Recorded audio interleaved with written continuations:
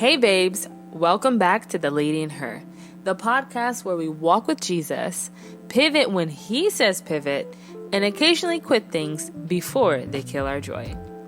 If this is your first time here, I'm Britt, your favorite 20-something English teacher abroad, currently in her "this chapter is ending and God is writing the next one" era. And plot twist, in 3 weeks, I'm finally leaving my current job and starting a brand new teaching position. Yep, I'm doing it all over again. So today, we're talking about the real side of ending a season.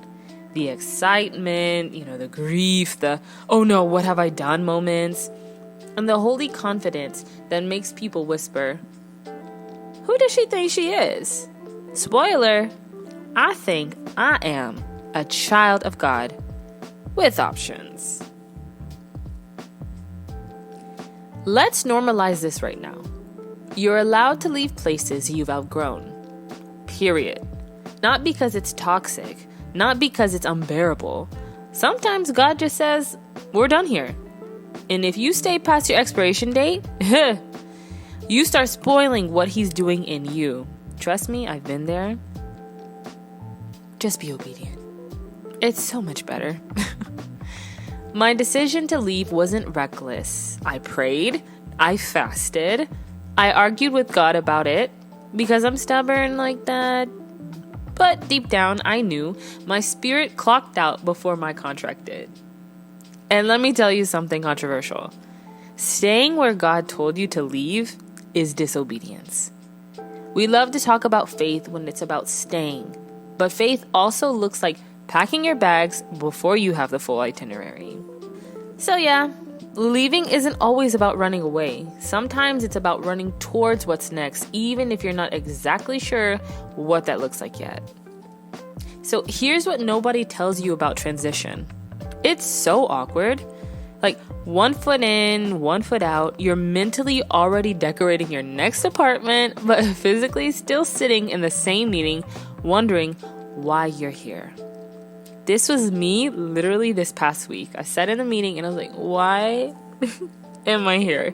I'm already focused on the next journey, the new apartment. Even, it may be silly, but I was even looking up what's the closest grocery store, the cafes that I'm going to be able to visit when I move. It's giving spiritual limbo. And the opinions? Oh, they roll in. Why are you leaving? It's such a good job. 3 weeks isn't a lot of time to adjust. Are you sure this is from God? Sis, the same people questioning your move weren't there when you prayed for peace and got a headache every time you open your work email.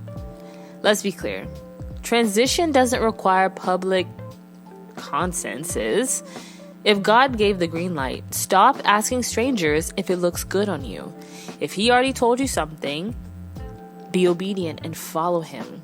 Because at the end of the day, what he has for you is specifically designed for you. Other people don't know that. Only God does. But here's the twist. As uncomfortable as it is, the middle space is where God is doing the most work in me. When you step into a new season, you're not just changing your job, you're changing you. This move is stretching my faith. It's forcing me to trust my preparation and God's provision. It's making me choose confidence over comparison. Because the woman I'm becoming, she doesn't apologize for outgrowing things. She doesn't beg for permission to leave. And she definitely doesn't settle because it's comfortable. Yes, I'm nervous. Yes, there's a learning curve. But also, I'm proud. Because I didn't wait until I was ready. I moved when I was called.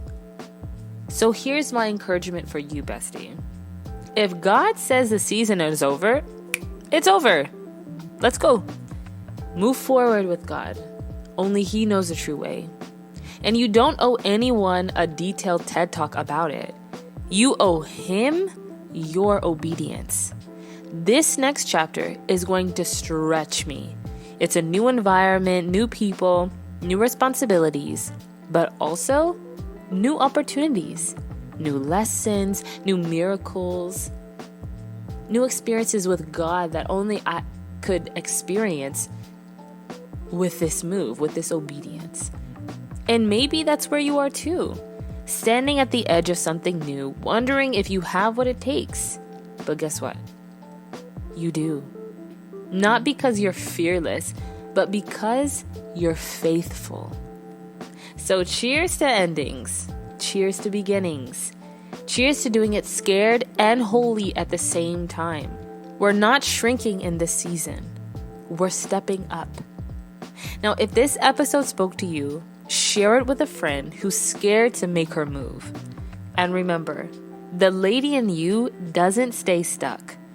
She walks out gracefully, gratefully, and ready for what's next.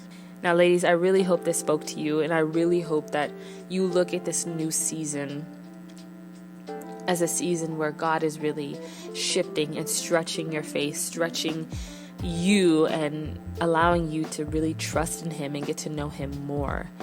And one thing that I also wanted to share is don't be quick to rush into a new season, because God still has more for you, even at the very end of the season you're in now.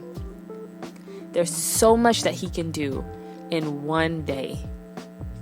So take your time, just rest in God and trust that whatever He has for you is good. All right, ladies. Love you. Bye.